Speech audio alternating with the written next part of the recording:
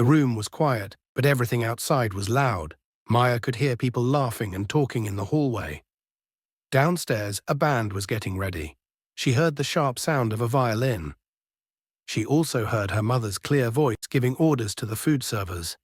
Everything was busy. Everyone was moving. Maya just sat on a small, soft bench. Her hands were folded in her lap. She was not looking in the mirror. She was looking at the pattern on the wall. She was trying to breathe. Her heart was beating slowly and heavily. It felt like something heavy was on her chest. "You should be happy right now," she thought. A voice in her head was blaming her. "What is wrong with you?" The door opened. Her best friend, Zoe, rushed in with a glass of champagne. "They're almost ready." "Are you—" Zoe stopped. "Maya, why are you in the dark?" Zoe turned on the lights over the mirror, making the room bright and warm. "You're not even looking at yourself." "I needed a minute," Maya said. Her voice sounded strange, like it wasn't hers. "Well, you look—" "Oh my God," Zoe said in a happy voice. She finally got a good look at her. "You look amazing." Maya stood up slowly. She turned and looked in the mirror. The woman in the mirror looked like a bride. The dress was a beautiful soft white dress with small shiny pearls. Her hair was pinned up in a fancy way, making her look like a stranger. Her makeup was light, just enough to give her a special glow. She looked perfect, but inside she felt empty. She tried to smile at herself in the mirror, but the smile wasn't real. Her eyes looked tired and scared. Zoe stood next to her. Her smile faded as she looked at Maya's face. "Hey," she asked in a quiet voice, "are you okay? You look pale." Maya took a deep breath. The dress felt too tight, like she couldn't breathe. "I think so," she said. "Just nervous. You know, wedding day nerves. It's normal." Zoe nodded, but she still looked worried. "Of course, that's normal. All brides feel that way." Maya nodded. "Yeah," she said, "just nerves." But that was not the truth. It was not just nerves. It was a bad feeling of doubt deep in her stomach. It was a feeling she'd had for months. She had tried to ignore it. She told herself it was just stress. She did not feel ready. She felt like she was an actress in a play about someone else's life. She looked at the woman in the mirror, the bride in the white dress, and she did not know who she was. She hadn't known Liam for very long. They met just over a year ago at a work event. He was charming. He was smart, kind, and always seemed to say the right things. He listened to her, or at least he seemed to. He made her feel seen. Things moved quickly. Maybe too quickly, a small voice in her head had whispered. But she ignored it. When he asked her to marry him, kneeling on a beach during a perfect vacation, she wasn't sure. Her first instinct was to say, "I need to think." But she saw the hopeful, confident look on his face. She thought of how the moment would be ruined, and she heard her mother's voice in her head. "Good men don't wait forever, Maya," her mother would say over Sunday dinner. "You're not a little girl anymore. You need to settle down." It wasn't just her mother. It was her own Instagram feed, full of engagement rings and baby announcements. It was the feeling of being the last single friend at the table. It was the quiet, terrifying tick of her own internal clock. Liam was a great guy. He was successful, handsome, stable. This was the next logical step.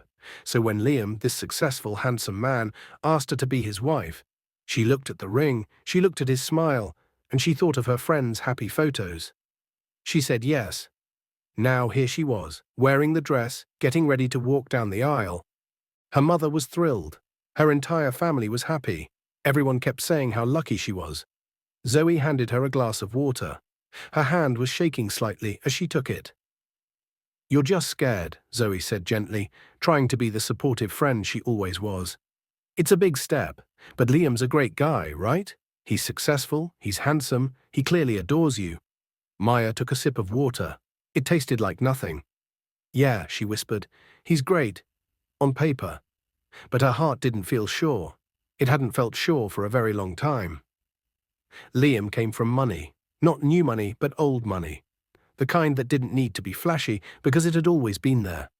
His family lived in a sprawling, beautiful house that looked more like a museum, all glass and sharp modern angles. He wore simple, expensive clothes and watches that cost more than Maya's car. His mother, Eleanor, was proud of him, extremely proud. She walked with her head held high, a woman who had never known a day of want. She was always talking about Liam's lineage and the responsibility of his family name. And because of that, she believed Liam deserved someone from his own world.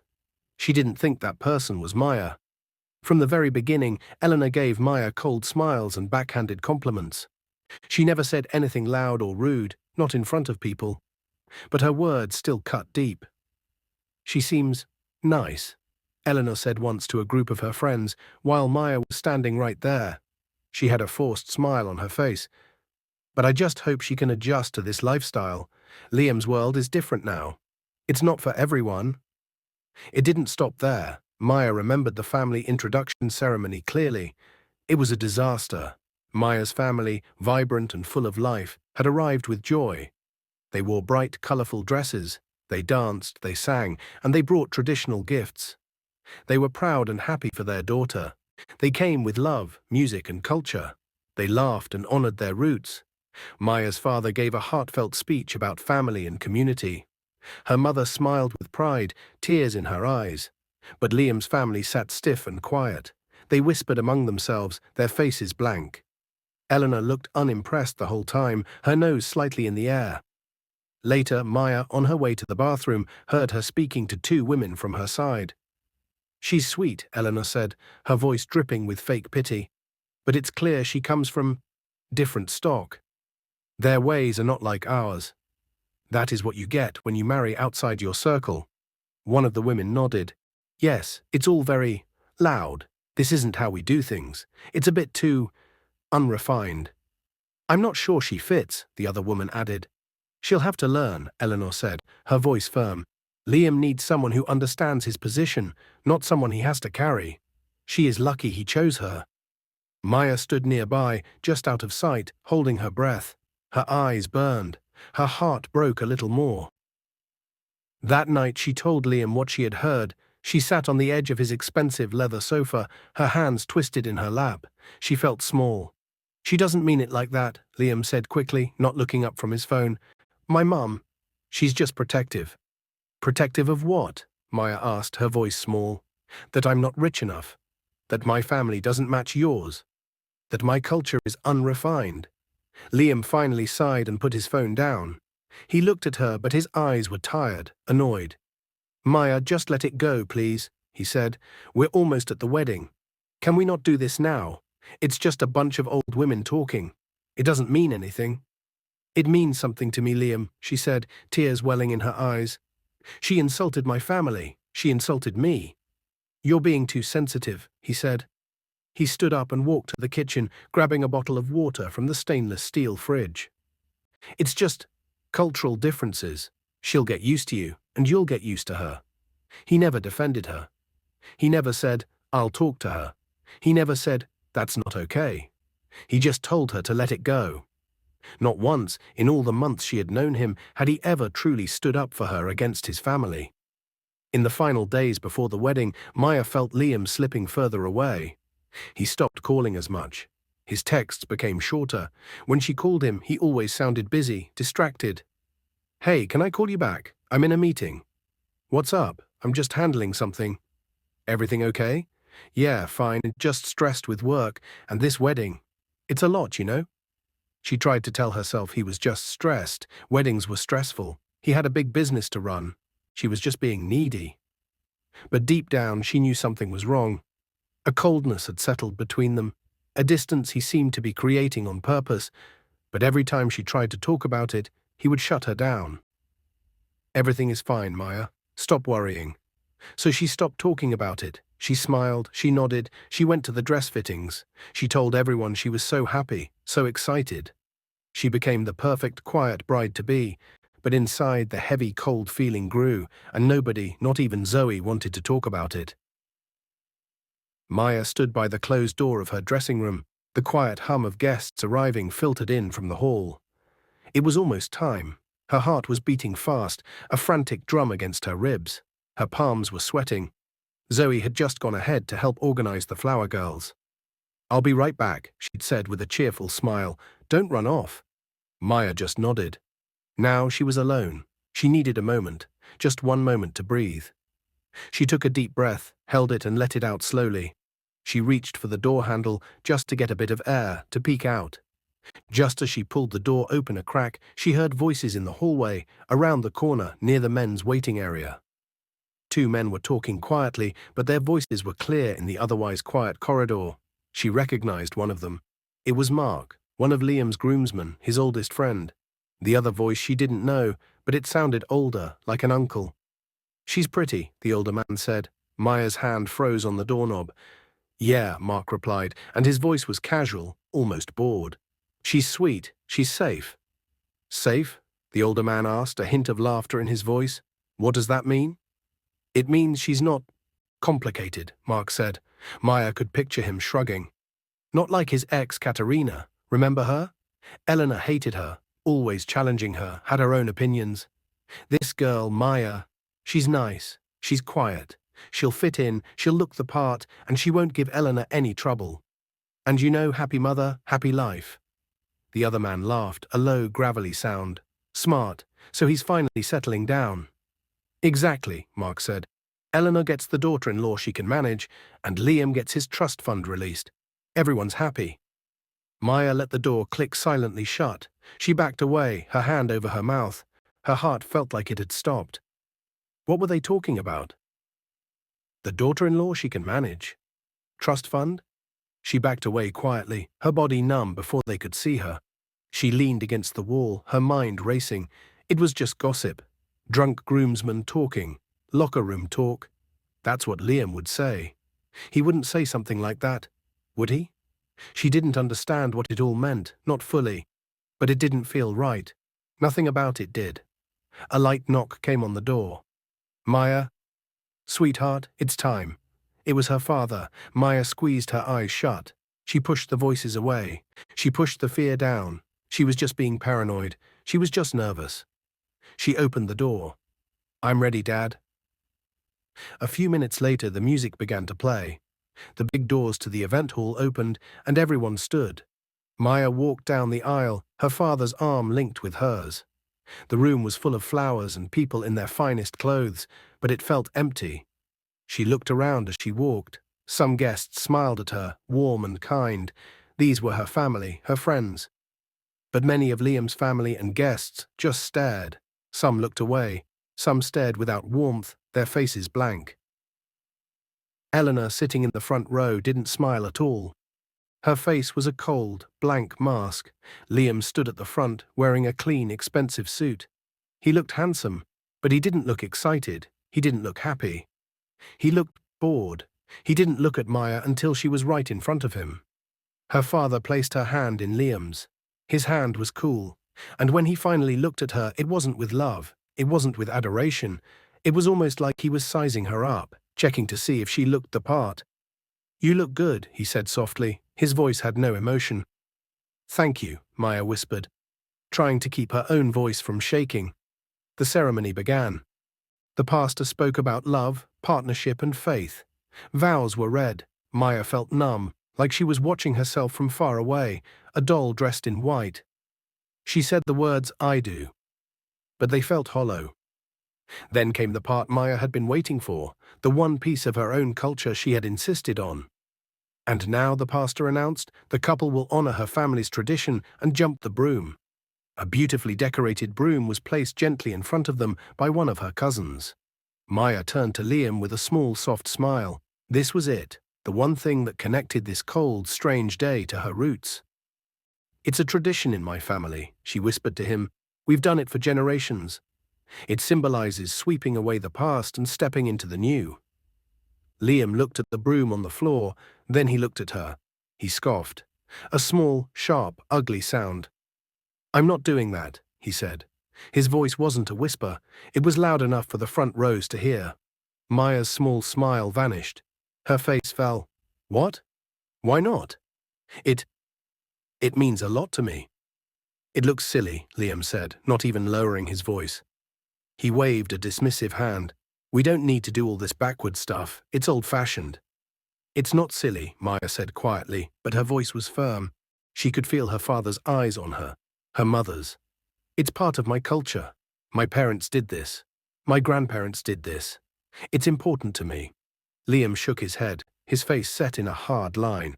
Let's just move on. This isn't the time for this kind of thing. Just get to the end, Pastor. The pastor looked unsure. Guests in the front rows whispered. Maya stood still, her heart breaking, quiet and sharp in her chest. In that moment, she realized something. The voices in the hallway weren't just gossip. Eleanor's words weren't just a misunderstanding. He didn't respect her, not her family, not her culture.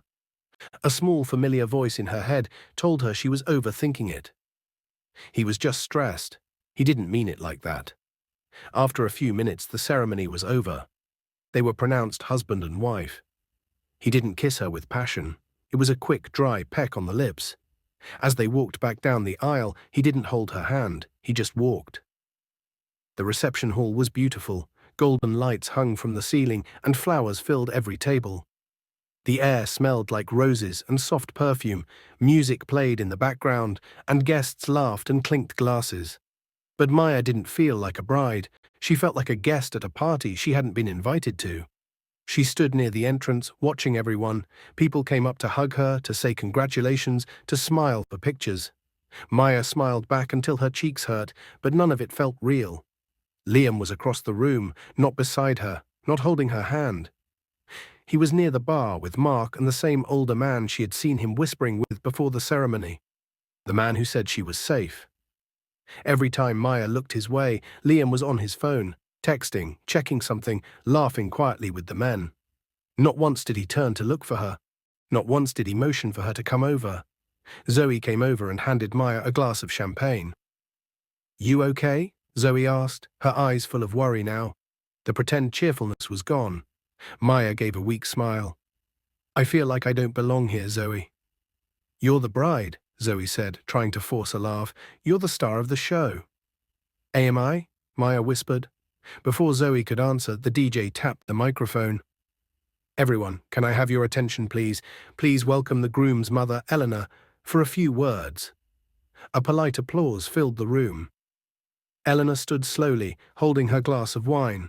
Her smile was wide, but her eyes were sharp. The room grew quiet. "I just want to thank everyone for coming today," she began, her voice smooth and practiced. "Today is so special. My son Liam has always been a man of vision, a hard worker, a builder, and now he has taken another bold step." She turned slightly and looked at Maya, who was standing alone. The smile on Eleanor's face didn't change, but her eyes were cold. "It takes strength and courage," Eleanor continued, "to marry someone from a different background, someone with different customs, someone who hasn't had the same advantages." The room was silent. "But Liam has always had a generous heart. He's always been so open-minded, willing to give others a chance, even when they come from worlds far, far from his own." There was a pause. It hung in the air, heavy and sharp. Some guests shifted uncomfortably in their seats. Maya felt her chest tighten. Her throat went dry. She looked at Liam. She was begging him with her eyes. "Say something. Stop her." "Please," but he just stared at his glass. Quiet. He didn't look up. He didn't defend her. He didn't say a single word. He let his mother say those things in front of everyone. The applause afterward was small. A few polite claps here and there. Mostly there was silence. Zoe reached out and took Maya's hand. Maya squeezed it, hard, to keep from crying, to keep from screaming. She had never in her entire life felt more alone. The wedding cake stood tall in the center of the hall. It had 4 layers of smooth white icing, decorated with gold lines and soft pink sugar flowers. It was perfect. A small crowd gathered around as the music slowed and the lights dimmed. It was time for the cake cutting.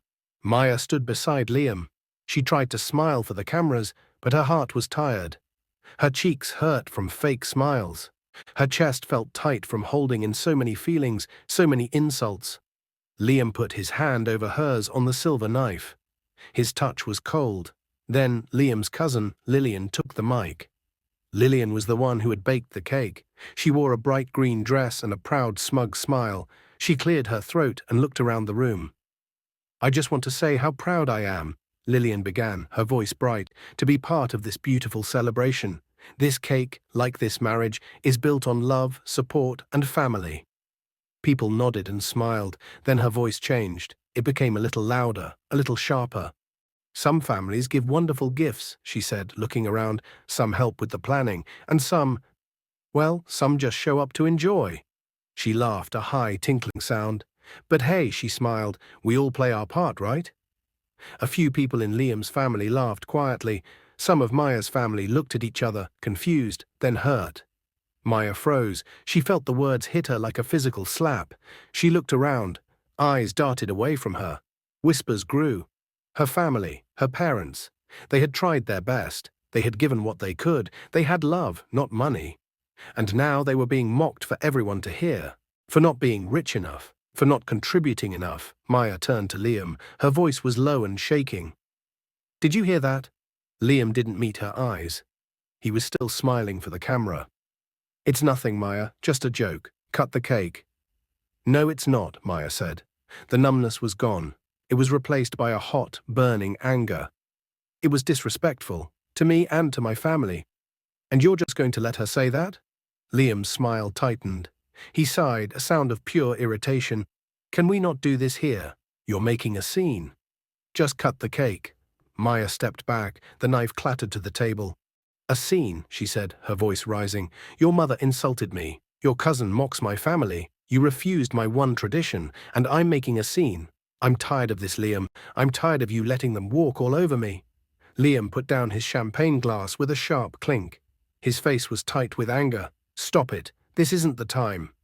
No, Maya said. Her voice was louder now, clear. If you won't do anything, then I will. I will not stand here and keep letting your family humiliate me. Before she could finish, Liam's hand flew up. He slapped her across the face, hard. Enough, Liam shouted. The sound of the slap echoed through the room. The music stopped. The whispers stopped. The laughter stopped. People gasped. The entire hall fell into a dead, shocked silence. Maya stood still. Her hand went up to her cheek. It burned. It burned not just from the slap, but from the shame, from the shock. Tears filled her eyes, hot and instant. But she did not let them fall. She looked at Liam. His face was pale, his eyes wide, shocked by what he had just done in front of hundreds of people. She looked at the guests. Every single eye was on her. She took one step back, then another. She turned to the crowd, her hand still on her cheek. Her voice was steady. It was clear. It cut through the silence. This wedding is over. Her cheek was burning. Her heart was pounding in her chest, so loud she could hear it in her ears. The silence in the hall was thick, heavy. Everyone stared. Some mouths hung open. Some eyes were wide in shock. Maya saw in the corner of her eye some guests already had their phones out, recording. Liam just stood there. He didn't move. He didn't reach for her. He didn't say, Maya, I'm sorry, I didn't mean. He didn't say a word. He just stared at her, his face a mask of anger and shock. And that told Maya everything she needed to know. The last little bit of hope, the last wisp of doubt, vanished. She turned, her back straight, and walked over to the DJ's stand. The man behind the equipment looked at her, his eyes wide and unsure. Maya held out her hand. Give me the mic, she said. Her voice was calm. It didn't shake. He fumbled for a second, then handed it to her. She turned to face the crowd. The people who had smiled at her, clapped for her, and now sat frozen in place. She took a deep breath. I should have walked away sooner, she said. Her voice came out clear and strong, amplified by the speakers. It echoed in the silent room. I should have listened to the feeling in my stomach, the voice in my heart that told me something was wrong. But I didn't, she continued. I ignored every sign, every insult, every cold look. I told myself I was being too sensitive. I told myself to just be quiet and make it work. I told myself it was just wedding nerves. Her voice didn't shake, not once. I thought love meant staying. I thought being a good woman meant keeping quiet, meant smoothing things over, meant ignoring my own pain to make someone else comfortable. I was wrong. She looked at Liam. He still didn't speak. He didn't move. I've been so busy trying to be the woman I thought I should be, the woman you wanted me to be, she said, her gaze sweeping the room, that I forgot the woman I am.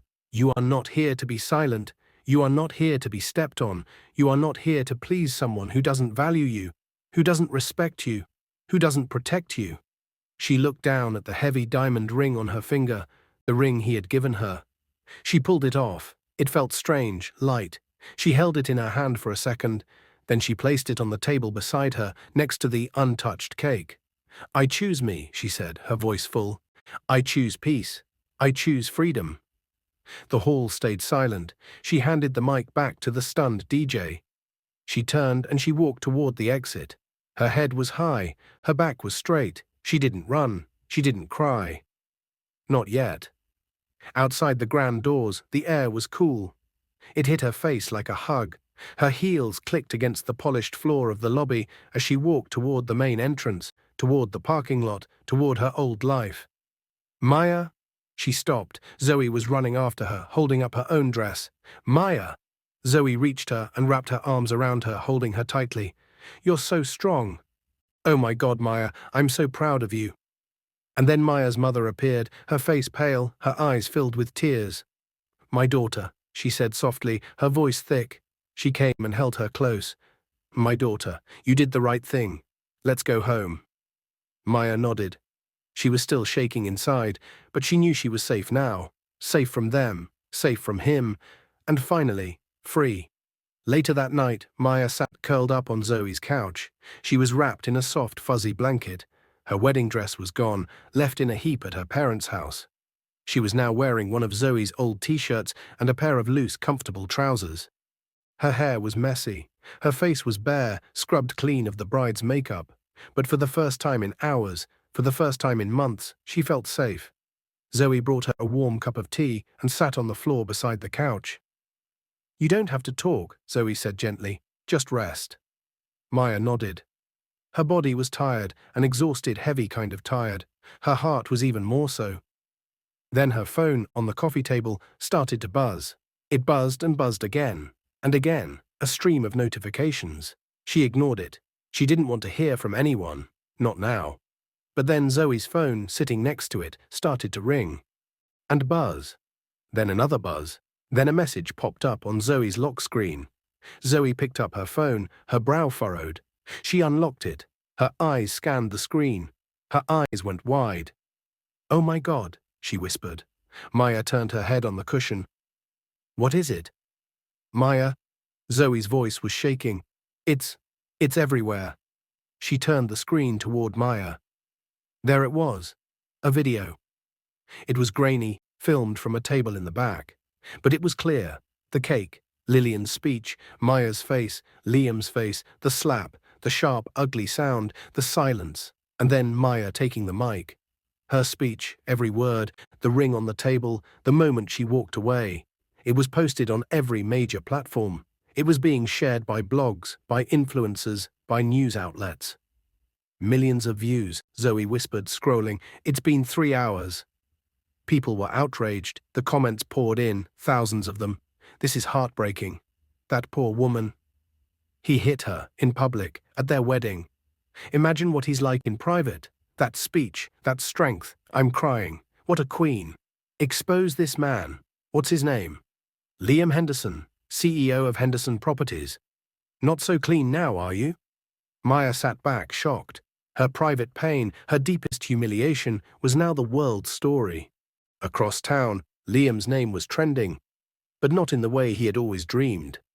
The man who came from old money and a respectable family was now being called a coward, an abuser, a monster. TV reporters were already picking up the story. Bloggers were posting timelines of events. Hashtags spread like wildfire. #justice. For Maya, #walk away with dignity, #stop the silence. People started digging into Liam's past. They were asking questions. Who was this man, really? What else was he hiding? Stories from ex-girlfriends, including a Katerina, started to surface. Maya didn't know whether to cry or scream. She just sat there, holding the warm, untouched mug of tea in her hands, her eyes staring at the screen. "Are you okay?" Zoe asked gently, putting her phone face down. Maya looked up. "I don't know," she said honestly. "But maybe..." "Maybe what?" "Maybe," Maya said, her voice quiet but firm, "this was never meant to stay hidden." A few days had passed since the wedding that never truly was. Maya stayed at Zoe's place. The world outside was loud, but in Zoe's small apartment, it was quiet. Maya needed time. Time to breathe, time to sleep, time to think. Some days she didn't speak at all. She just sat by the window. Other days she wrote in an old journal, trying to make sense of everything, trying to untangle the knots of shame, anger, and a strange, terrifying relief. The internet hadn't let go of the story. New clips, new reactions, and new articles kept coming. One morning, Zoe, who had been shielding her from the worst of it, rushed into the living room, her phone in her hand. "Maya," she said, her voice out of breath, "you need to see this. You really need to see this." Maya sat up slowly from the couch. "What is it? Another video?" "No," Zoe said. "It's this." Zoe handed her the phone. It was open to a major financial news website. The headline was stark. Liam Henderson asked to step down from family's board amidst public scandal. Maya stared at the headline. Her fingers trembled. She scrolled down. The Henderson family, known for their quiet, old-world philanthropy, was in full damage control mode. The public, viral video of their son's violence and their family's condescending behavior had shattered their respectable facade. Major partners were pulling out. Charities were refusing their donations. The board, which included several non-family members, had held an emergency meeting and forcefully suggested Liam take an indefinite leave of absence. The trust fund Mark had mentioned, it was reportedly frozen by the family patriarch. He didn't love her. He had never loved her. He used her, not as a shield for a crime, but as a prop, a manageable woman to stand beside him, quiet, loyal, and non-threatening, so that he could please his mother and secure his inheritance. And when she dared to speak, when she dared to have a voice, when she threatened to ruin the facade, he hit her. Zoe sat beside her, gently taking her hand. "You see now," Zoe whispered, "this wasn't your fault. You didn't miss something. You were played by a weak, cruel man." Later that day, a photo surfaced. It was of Eleanor, Liam's proud, cold mother, leaving their glass house. She was wearing dark sunglasses, but reporters swarmed her, shouting questions. Her perfectly styled hair was a mess. For once, she had nothing to say. The woman who once looked down on Maya, who called her unrefined, was now the face of a public family disgrace. She had told everyone Maya wasn't worthy. But now the whole world could see the shame belonged to her son. Liam's fall was fast and total. He wasn't in prison, but he was in a social and professional one. His friends vanished. His respectable family name was now tabloid fodder. He had lost his job, his trust fund, and his reputation, all in a matter of days. A week later, Maya stood in her family's compound. The sky was soft with evening light. Chairs were set in a half-circle on the grass. Her uncles, aunts, cousins, and neighbors were all gathered. They were quiet, their faces serious but kind. They weren't there to celebrate a wedding. They were there to close a chapter. On a small, low table sat the returned bride price. Envelopes of money, neatly wrapped fabrics, and other small gifts. All of it was placed neatly, waiting for someone from Liam's side to collect it. No one came. The table set across from them, for Liam's family, sat empty. Eleanor and the rest of his family had been invited, as custom demanded. But after the public shame, they stayed away. They sent no word. Maya watched as her uncle, the head of her family, stood. He lifted the tray with the bride price. He spoke to the local elder, his voice firm, explaining that the union was broken. Not by fault of Maya, but by the actions of the groom. The elder nodded. Her uncle then handed the tray to the elder, who accepted it on behalf of the community, to be returned or repurposed. The return was made official. No one clapped. There was no music. But there was peace. A quiet, final peace. The tie was broken.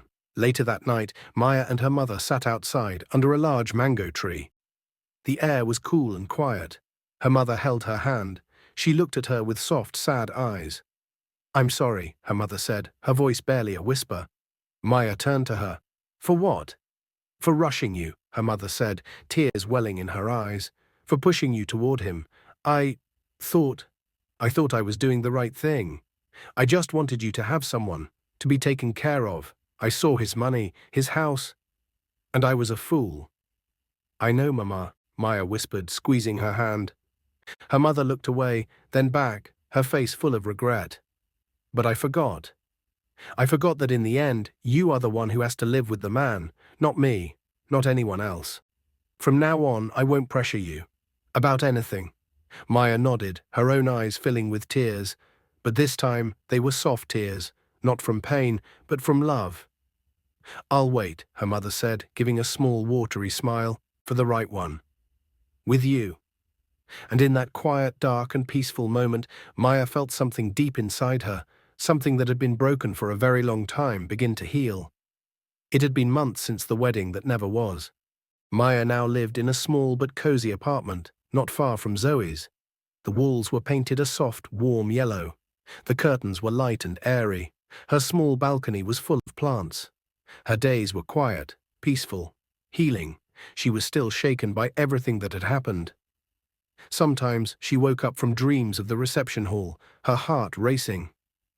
Sometimes she heard echoes of Eleanor's voice, or Liam's shout that made her feel small.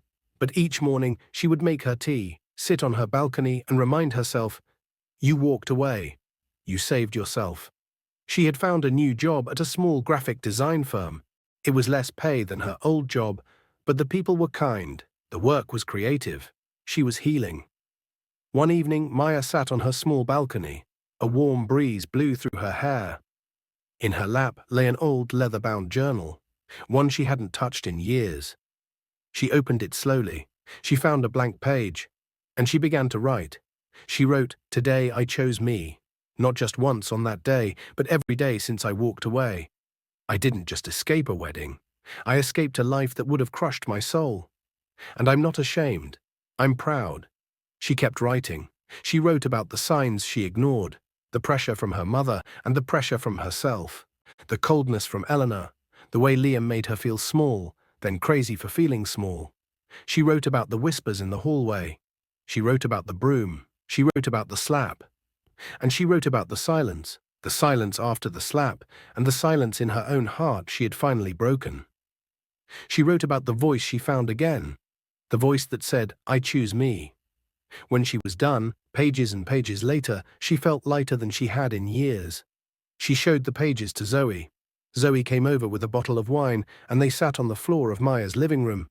Zoe read in silence for over an hour. When she finished, she looked up. There were tears in her eyes. "Maya," she said, her voice thick with emotion, this is powerful." Maya laughed nervously. "It's just my journal. It's a mess." "No," Zoe said, shaking her head. "This is not just a journal. This is a book." Maya laughed, a real, genuine laugh. "A book? Zoe, don't be silly. Who would want to read that?" "I would," Zoe said, her face serious. "And millions of other women and men. Maya, you have no idea how many people need to hear this. How many people feel stuck, afraid, quiet. How many people are told they are making a scene when they are just trying to survive. Your story, it can give them a way out. It can give them a voice." At first, Maya wasn't sure. It was too personal, too raw. But Zoe helped her. She believed in Maya. She believed in the story. Together, they typed up the pages. They organized the thoughts. They found a publisher, a small independent press run by women, who read the first 3 chapters and immediately offered her a contract. Not long after, the book came out. Its title was simple, "I Chose Me, A Story of Walking Away," by Maya. She only used her first name. That was enough. It didn't take long. It started with blogs, then social media, then real mainstream news. The story that had once been a viral clip of her pain was now a story of her power. The book became a bestseller. People around the world wrote to her. Messages of love, hope, and strength filled her inbox. Women sent her photos of her book, tear-stained, held close to their hearts. "Your story saved my life. I read your book and finally left him. I was in an emotionally abusive marriage for 10 years. I didn't even know it had a name. Thank you." It wasn't just women. It was men, too. Men trapped in relationships where they were told to be quiet, to provide, to not have feelings. Maya sat in her living room one afternoon, sun streaming through the window, holding a fresh, hardback copy of her book, her name on the cover, her truth in every single word. She smiled, A real, peaceful, happy smile, one that reached her eyes. She wasn't the girl in the wedding dress anymore. She wasn't the victim in the video. She wasn't the quiet, scared woman trying to make everyone else happy. She was the woman who chose herself, the woman who turned her pain into purpose, the woman who turned her silence into a voice that was now helping thousands. And she was, finally, free.